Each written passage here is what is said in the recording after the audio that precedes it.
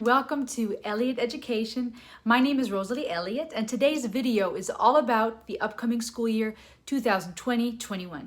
Some tips and tricks how to navigate through the unknown, prepare for the currently still very unfamiliar, as none of us really know what exactly it's going to look like when the new school year begins. I know it's still summer break, but time is flying by as usual, and I think now is a good time to mentally and physically prepare for what may be ahead of us.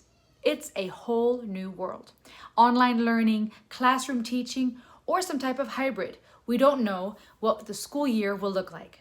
Preparing for it is one thing. Being ready for it is another. What a year it has been, 2020. Plenty of memes going around about how crazy this year has been. Hashtag the new normal, right? Trying to navigate through things we've never experienced before. And when it comes to the classroom, school life, teaching, and learning, we've had to jump in faith. We've had to take a leap of faith in some unknown and unfamiliar territories. You all have done a wonderful job teaching online, providing virtual resources, and simply navigating in this new world that we're in right now. Teachers, tutors, and parents have come together to figure out how we can finish the previous school year and do so well. And now that we're going through summer break, we're eagerly waiting to find out what's happening next. After all, teachers are still students too, so why not a video that empowers and equips teachers and tutors, and maybe even some helpful information for you as parents that you can pass along to your students. If you're a student watching this, take note as well, because you might find a few nuggets that can be helpful for you, since you may be learning from home too. The options we're currently looking at for the new school year are either going back to the classroom as usual, learning online, continuing our virtual learning experience, or some form of hybrid of both. In this video, I want to touch on some important topics, share some ideas and resources with you, and hopefully pass along some encouragement. I hope this video can empower you and encourage you, maybe even give you some tools to pass along to fellow parents, fellow teachers, or other students. Number one, online learning. If we do continue teaching online, or even just in part, here are some ideas and resources for you that might help. First of all, try to create a fun and welcoming learning environment, even when you're teaching digitally. From the backdrop you use and the things you have in your background to the audio and video quality that you have in your videos, that can make all the difference. We live in a digital area and our children know all about it. The videos they enjoy and watch are of good sound and quality. What if your backdrop was so fun that your students felt like they were watching some live stream of a celebrity teacher of theirs? I mean, a teacher can dream, right? Now, I know we teachers are not rich. Limited budget is our second name. There are things that are budget friendly that you can use in your videos that make all the difference. Before I go into those resources, let me mention another thing. Color psychology. What do I mean by that? Every color has a different effect on us, consciously, subconsciously, and even physically. Check out colorpsychology.org for details, but here are a few examples. Red, for example, is associated with energy, war, danger, strength, power, and determination. It's a love color, right? A color that makes us think of love and passion. Red actually enhances the human metabolism, it increases respiration rate, and it raises blood pressure. Did you know that? It attracts attention more than any other color. It's a strong and powerful color. Red might be a color you can use and integrate into your video backdrops or in your classroom if you're looking to bring determination and strength, something bold. Brown, on the other hand, is associated with tranquility. Light brown represents honesty and stability, while dark brown is considered mature and predictable. Orange combines the energy of red and yellow and is a color of happiness, and is a color associated with joy, sunshine, and the tropics. Trying to bring in a little bit of vacation feel into your classroom? Try orange. It's also associated with creativity, attraction, and success, things we want to foster in our students. Next, let's look at blue. Blue is a color of authenticity. It reminds us of significance, and warmth. Blue is associated with communication and compassion. While it is a cool color, it can have a calming effect on people. Yellow. Yellow is associated with joy, happiness, intellect, and energy. It produces a warming effect. It arouses cheerfulness and it stimulates mental activity, right? Something we definitely want to encourage in our students. Bright, pure yellow is an attention getter. However, keep this in mind. If overused, yellow can also cause a disturbing effect. So if you have students with certain learning disabilities, perhaps ADHD, or they are sensitive to strong colors or to light, keep that in mind and be careful not to overuse the color yellow. Green is what we find most in nature. It reminds us of harmony and freshness.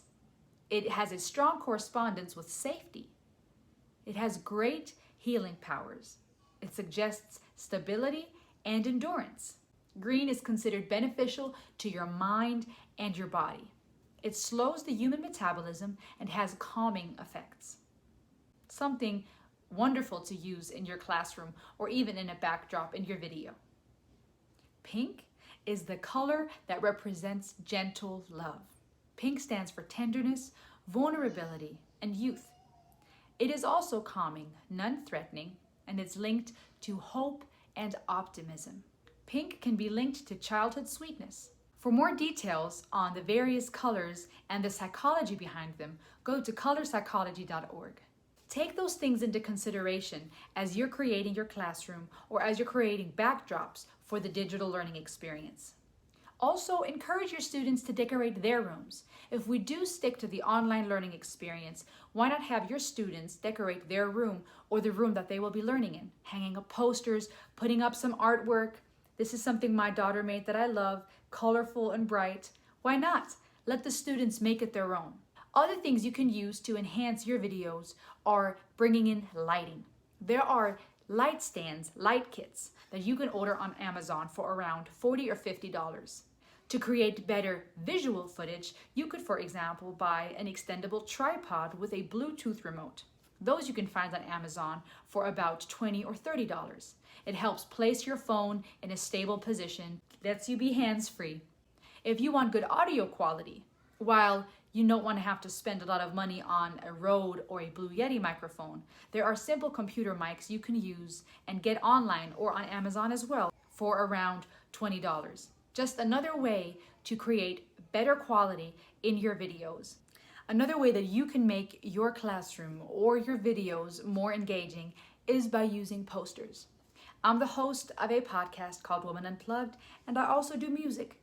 Having posters with my logo or my brand in the background is a great way to advertise.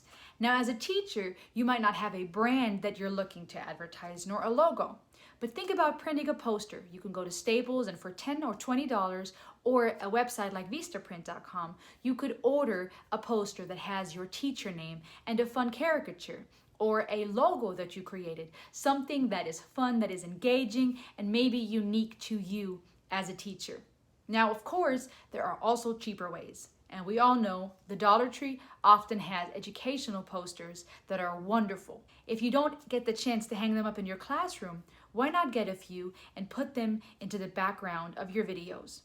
It helps students have educational reminders in the background. And there are so many out there, from math to reading and writing tips to inspirational quotes and pictures. Stores like the Dollar Tree have wonderful posters and stickers that you can use on your walls to create a more welcoming and student-friendly environment. Just to go through a few examples, here are some things that I plan to hang up just to make my classroom more inviting and more exciting. Cute little pictures that remind everybody of teachers. Funny animal faces with inspirational quotes such as, "Chin up." Another great way of having fun and engaging things on your wall or in the backdrops of your videos is by getting strong colors such as neon and writing educational or inspirational things on them. You can either get neon stars and paste them around your walls, or you can get big posters in various neon colors to emphasize things that are important to you. As many teachers do, we usually decorate our whiteboards. But what if we have to stay at home and teach online? Well, if you end up teaching in front of a wall or a white canvas, consider framing that so that it feels as close to the classroom as possible. You can get simple frames and simple edge and trim from the Dollar Tree and simply put that in your backdrop to make your video more fun. There are sight word cards that I plan to hang up in my classroom or on the walls in the backdrop of my video. Words that might be helpful for students as they're working on a writing assignment, and simply again making it look as familiar and as classroom-like as possible. The wonderful thing nowadays is that you can find things for free on websites like Teachers Pay Teachers, or you can get actual hard copies in stores like the Dollar Tree. Things not only for little kids with ABCs and 1, 2, 3s, but even things for children in the upper grades. Basic facts that help them remember some of the important things they may or may not forget on the regular. Check out this geometry shaped poster that I found at the Dollar Tree. There are also, as you know, wonderful rule posters that you can put up in the background of your video just to give your students a friendly little reminder of the things they should or shouldn't be doing. Now, with the times changing, some of the rules might change, and the rules that apply in a classroom may be a little different if you're in an online classroom setting. So you can always get a free clean canvas and custom write your own rules. Things like make sure you mute your microphone if you're not speaking, make sure not to post any unnecessary GIFs and emojis in the chat room, pay attention, message me directly with questions. I mean, since the learning experience is changing, we do have to customize some of the rules and things that we have said and done before. But be creative and have fun. Another thing to consider is try to be as holistic as possible. You may not be an arts and crafts teacher, but why not have some art in your classroom as well as in the backdrop of your videos? I found this amazing paper pack set in the craft section of the Dollar Tree. It has various pieces of paper and different colors and shapes. What I plan to do is take a big canvas, cut out different shapes of this beautiful textured paper, and maybe write inspirational quotes or things that my students have said. If we do end up in an actual classroom setting, I might have the students write their own quotes, things that they plan to do, goals that they have, and maybe we can put it all on a beautiful canvas of tapestry and mosaic just to make this art piece, this wall centerpiece, come to life. If you end up teaching digitally, that's still something you could do in your background and simply make your videos more fun and more engaging. And while you do that, remember the color psychology and try to integrate that as well. Number 2, classroom setting. If we do go back to school and teach in the classrooms again as before, the things that I just said do apply to the classroom setting as well. But some things you can think of now would be, for example, stocking up on those cleaning wipes that we all know went out real fast. Make sure that is something that you have on your supply list for your parents so they can bring in extra. Another idea would be to make sure your student supplies contain laminated folders, plastic folders, versus cardboard and paper so they can more easily be wiped off and sanitized on the regular. The students have been through a lot, and they're probably just as uncertain what's happening as we teachers are.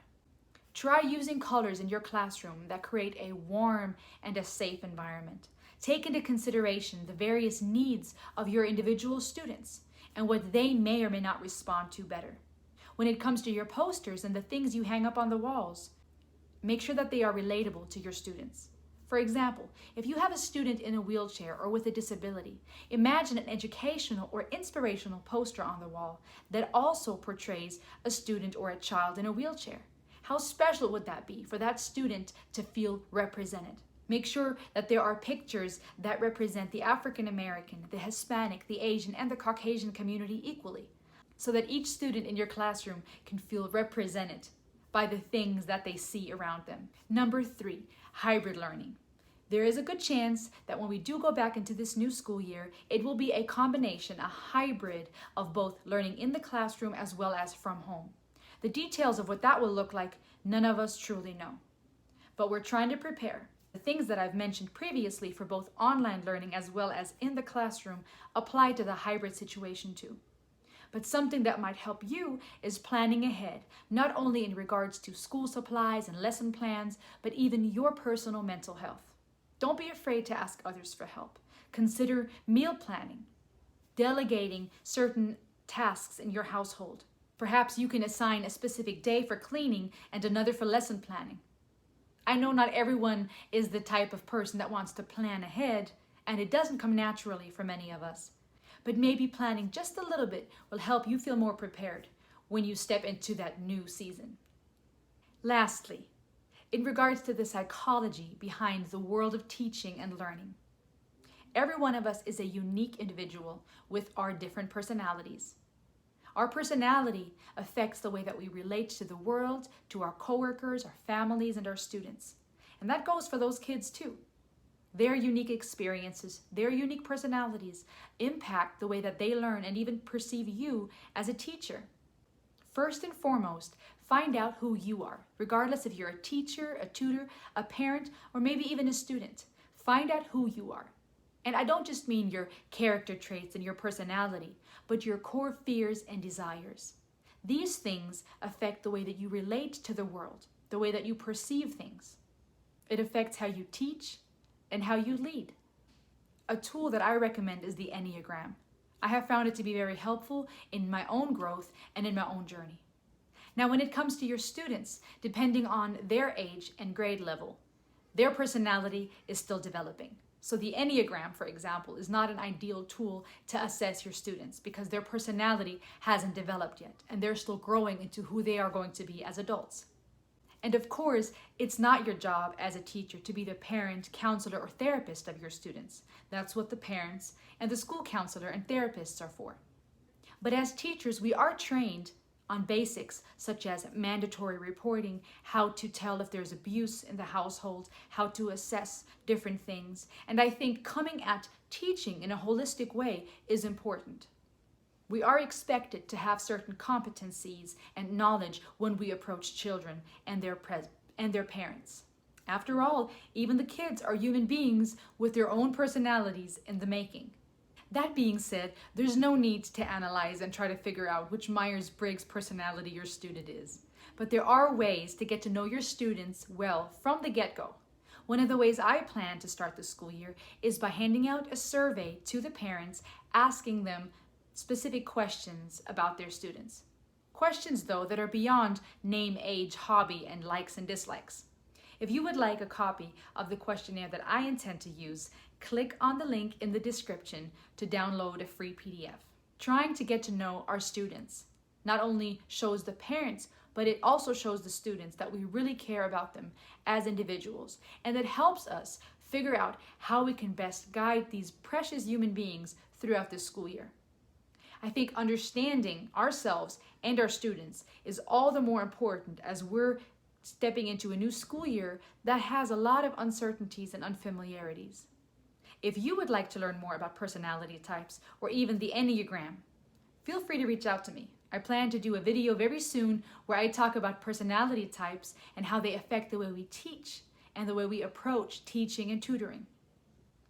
I hope you enjoyed this video. Thank you so much for watching today. Please be sure to like and to subscribe and stay tuned for more content to come. This is Elliott Education. My name is Rosalie Elliott. Thank you so much for tuning in today.